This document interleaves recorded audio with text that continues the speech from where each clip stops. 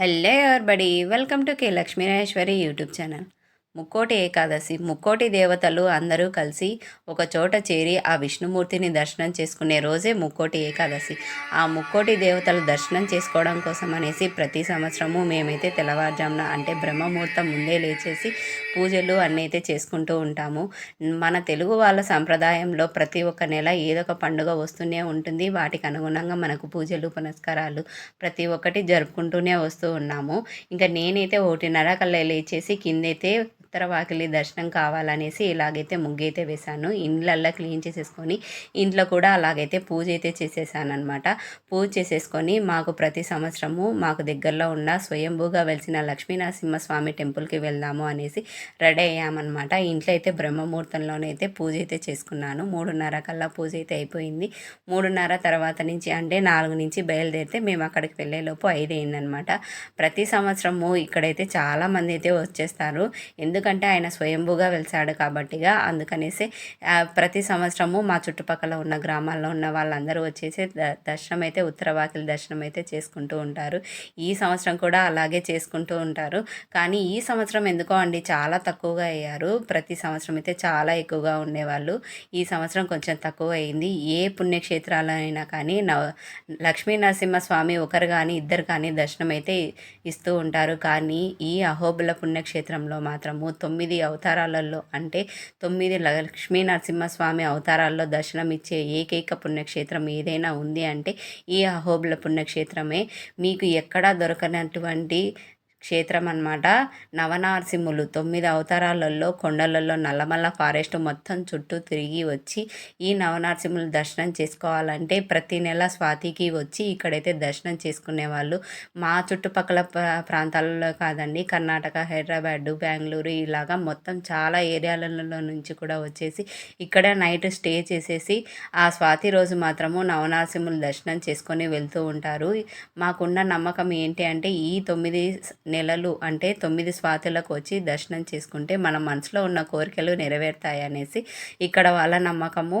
అలాగే మా వారు కూడా ఇక్కడ 3-4 నెలల నుంచి అయితే దర్శనానికి అయితే వస్తూ ఉన్నాడు. మా ఆయన అయితే ఫస్ట్ టైం అంట ఇదైతే చూడడము ఇలాగ నవనారసింహుల్ని. అందుకనేసి ఈసారి అయితే 3 సార్లు అయితే వెళ్ళారు. ఇంకా ఫ్యూచర్లో ఇంకా మిగతా 6 సార్లు కూడా వెళ్ళాలని అయితే అనుకుంటున్నాడు. అయితే మా ఊరు నుంచి ఇక్కడికి రానికి 1 అవర్ జర్నీ అయితే పడుతుందండి. కానీ ఇలాగ వచ్చేటప్పుడు మాత్రం బైక్లో వచ్చేటప్పుడు చాలా అంటే చాలా భయంగా ఉంటుంది.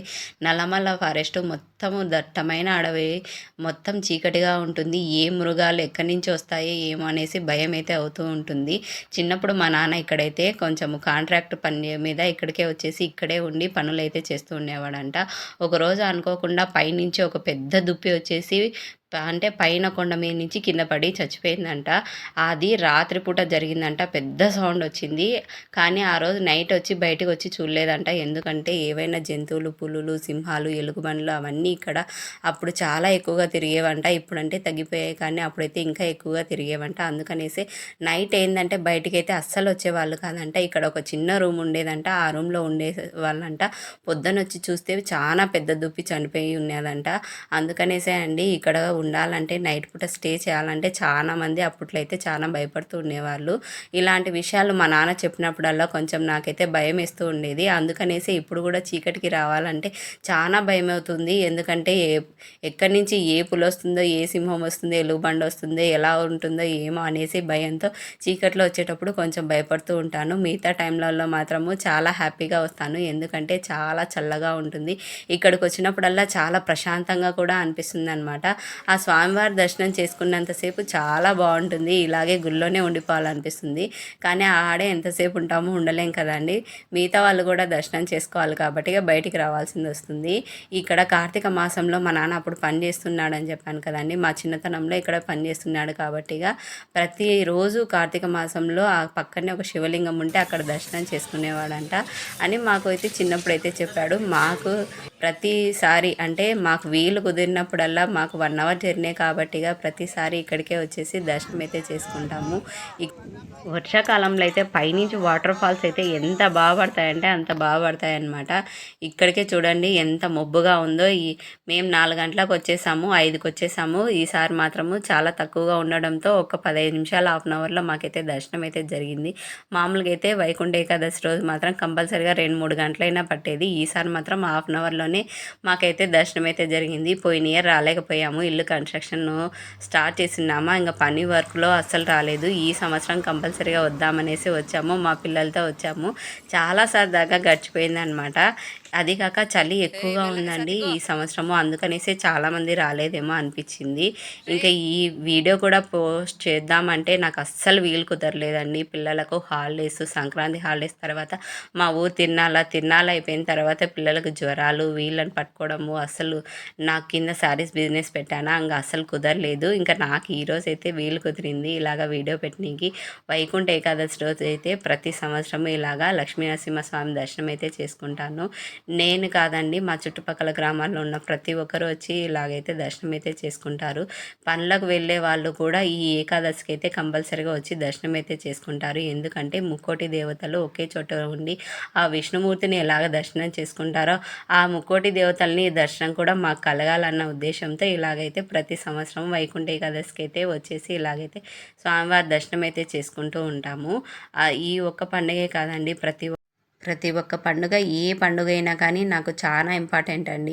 నేను వీటినన్నిటినీ సక్రమంగా ఆచారాలు, సాంప్రదాయాలకు అనుగుణంగా పాటించుకుంటూ వస్తేనే రేపు భవిష్యత్తులో నా పిల్లలు మంచి స్థాయిలో ఉంటారు. వాళ్ళు కూడా తెలుసుకొని ఎలా ఉండాలి, ఎలా మెలగాలి అనేది తెలుసుకుంటారు. ఇప్పుడు చిన్నపిల్లలు కాబట్టిగా వాళ్ళకి తెలియకపోవచ్చు, కానీ మా అమ్మ ఇలాగ చేస్తున్నది, నేను పెద్దగైనా కూడా మేము ఇలాగ చేయాలి, మా ముందు తరాల వాళ్ళకు కూడా, మా పిల్లలకు కూడా ఇలాగ చెప్పుకుంటూ మంచి అలవాట్లు, ఆచారాలకు, సాంప్రదాయాలకు అనుగుణంగా నేర్చుకోవాలి అన్న ఉద్దేశంలో వాళ్ళల్లో కూడా ఉంటుంది, అలాగా బలపడుతుంది అన్న ఉద్దేశంతోనే నేను ప్రతి ఒక్కటి పాటిస్తూ వస్తున్నాను.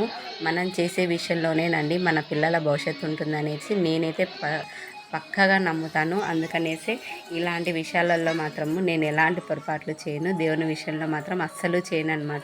మనం దేవుడు ఉన్నాడా లేదా అనేది కాదండి, మనం ఒక నియమబద్ధంగా చేసుకుంటూ వచ్చామనుకోండి, మన ఆచారాలు, సాంప్రదాయాలు మన భవిష్యత్ తరాలకే కాదు, ముందు భవిష్యత్ తరాలకే కాదు, ఏ తరానికైనా కానీ మంచి అలవాట్లను అయితే ప్రతి ఒక్కటి నేర్పించగలిగేది ఏదైనా ఉంది అంటే అవి మన సంస్కృతి సాంప్రదాయాలే అనమాట. అందుకనేసి వాటినైతే పాటించుకుంటూ వస్తేనే మన భవిష్యత్తే కాకుండా ప్రతి ఒక్కరి భవిష్యత్తు చాలా బాగుంటుంది. ఇంకా ఈ గుళ్ళకు వచ్చిన తర్వాత నాకు ఫేవరెట్ ఏదన్నా ఉందంటే గుళ్ళో ప్రసాదాలు. తిరుపతి వెళ్తే తిరుపతి లడ్డు, దద్దోజనం ఎంత ఫేమస్సో ప్రతి ఒక్క గుళ్ళోనూ ఏదో ఒక ఫేమస్ ఉండనే ఉంటుంది కదండి. ఇక్కడ పెట్టే నైవేద్యం మాత్రము సూపర్ అంటే సూపరు. అసలు బ్రాహ్మణ్స్ ఎలా చేస్తారో ఏమో కానీ అండి, చేతిలో ఆ ప్రసాదం పెట్టారో లేదో ఆ నెయ్యి అయితే కారుతుంది, స్మెల్ అయితే సూపర్గా ఉంది అనమాట. గుళ్ళో ఉన్నంతసేపు మనసుకి ఎంత ప్రశాంతంగా ఉన్నదో అంత ప్రశాంతంగా ఉంది. ఇంత పొద్దున్నే లేచి దర్శనం చేసుకొని వచ్చేలోపు నా మనసుకు కూడా చాలా ప్రశాంతంగా ఉంది. బయట చూడండి తెల్లగా పొగమంచు ఎలాగుందో అంత బాగుందనమాట. ఇంకా ఆడికి ఇప్పటికైతే తెల్లవారిపోయింది. మేము ఇంటికి వచ్చేలోపు 8 అయిందనమాట.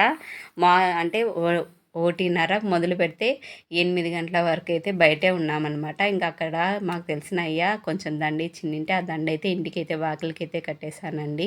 మీకు కనుక ఈ వీడియో కనుక నచ్చినట్లయితే లైక్ చేసి సబ్స్క్రైబ్ చేసుకోండి. మీకు దగ్గరలో ఉన్న ఏ స్వామి దర్శనానికి అయితే వెళ్ళారో కామెంట్ సెక్షన్లో కామెంట్ చేయడం మర్చిపోకండి.